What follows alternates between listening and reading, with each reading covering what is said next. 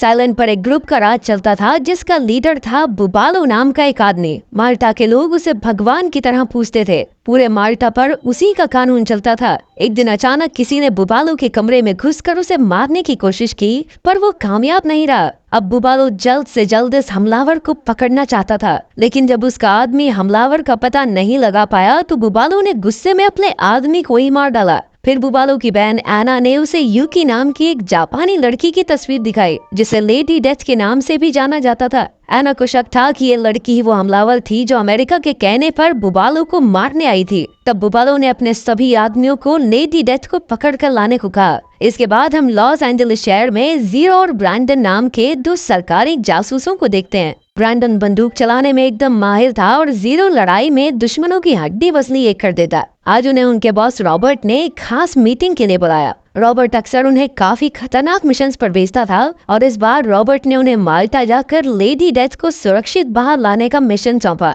Lady death in दोनों की बहुत अच्छी दोस्त भी थी। रॉबर्ट ने बताया कि वो बुबालो को मारने की मिशन पर गई थी, पर कई दिन से उसकी कोई खबर नहीं आई और अब बुबालो हाथ धोकर लेडी डेथ के पीछे पड़ा है। इसीलिए रॉबर्ट चाहता था कि ब्रैंडन और जीरो लेडी डेथ को बचाने के साथ साथ बुबालो और उसके 5 खास आदमियों को भी खत्म कर दें। ये सुनकर वो दोनों जोश में आ गए और बिना समय गवाए माल्टा की ओर निकल पड़े। जल्द ही बुबालो के अड्डे पर पहुंचकर ब्रैंडन अपनी राइफल के साथ तैनात हो गया और इधर जीरो गार्ड्स के भेस में अंदर घुस आया। वहाँ एक शानदार पार्टी चल रही थी जहाँ जीरो बड़े आराम से गार्ड्स में मिल गया। तभी उसकी नजर बुबालो के खास आदमी फावा पर पड़ी। उसने जाकर फावा से कहा कि बुबालो उससे छत पर मिलना चाहता है। उधर ब्रैंडन को एना दिख गई, लेकिन उसके साथ एक बॉडीगार्ड भी था। इधर जीरो ने बुबालो की दूसरी साथी कैटरीना को भी देखा और उसे भी छत पर जाने को कहा। वहीं ब्रैंडन ने बुबालो के एक साथी मस्कैट को देखा और सीधा गोली मारकर उसका काम तमाम कर दिया। जल्द ही जीरो ने उसकी लाश ठिकाने लगाई और इधर जैसे ही फावा और कैटरीना छत पर आए, ब्रैंडन ने उन्हें भी ऊपर पहुंचा दिया।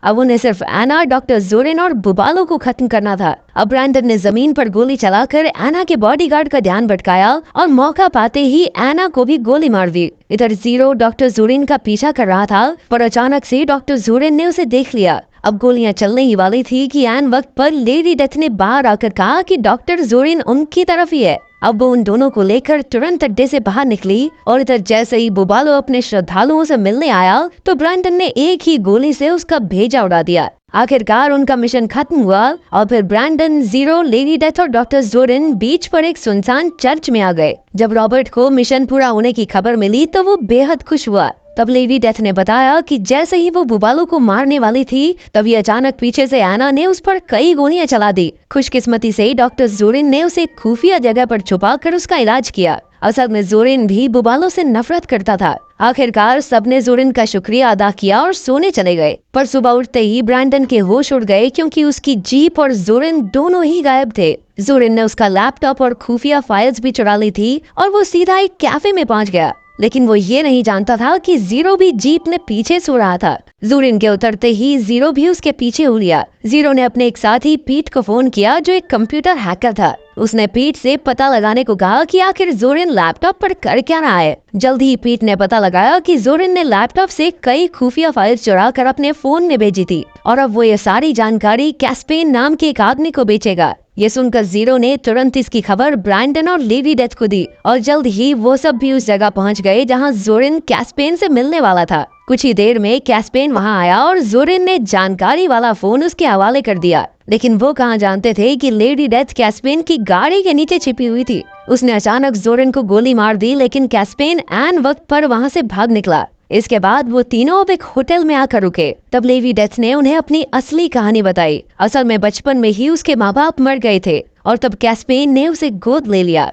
लेकिन उसके 10वें जन्मदिन पर कैस्पेन ने उसे एक अंधेरे कमरे में बंद कर दिया। फिर कई महीनों बाद जब वो बाहर आई तो कैस्पेन ने उसे ट्रेनिंग देकर एक शार्प शूटर बनाया ताकि वो कैस्पेन के दुश्मनों का खात्मा कर सके। उसने 10 साल तक कैस्पेन के लिए काम किया, लेकिन आखिरकार वो तंग आ गई और उसने कैस्पेन को छोड़ने का फैसला किया। उधर कैस्पेन जब अपने घर पहुंचा तो वो एना को वहां देखकर हैरान रह गया। असल में एना ब्रैंडन की गोली से जिंदा बच गई थी। अब एना ने कैस्पेन से पूछा कि उसने जोरेन के साथ बुबालो को धोखा क्यों दिया, साथ ही वो लेडी डेथ को भी पकड़ना चाहती थी। तब कैस्पेन ने उसे बताया कि जोरेन के दिए हुए फोन से वो लेडी डेथ को ट्रैक कर सकते हैं अब एना ने कैस्पेन से हाथ मिला लिया और वो लेडी डेथ को ढूंढने में जुट गई। आखिरकार एना का एक आदमी लेडी डेथ तक पहुंच ही गया। उस वक्त वो ब्रैंडन और जीरो के साथ खाना खा रही थी। उसने तुरंत लेडी डेथ पर हमला कर दिया, लेकिन उन तीनों ने भी पलटकर तुरंत वार किया, लेकिन वो आदमी किसी तरह बचकर भाग निकला। अब उन तीनों को समझ नहीं आ रहा था कि आखिर ये कौन था। कुछ ही देर में जीरो को पीट का फोन आया और उसने बताया कि एना कैस्पेन के साथ मिलकर लेडी डेथ को ढूंढ रही है। असल में डॉक्टर सूरेन ने लेडी डेथ के फोन में एक ट्रैकर लगाया था और उसी की मदद से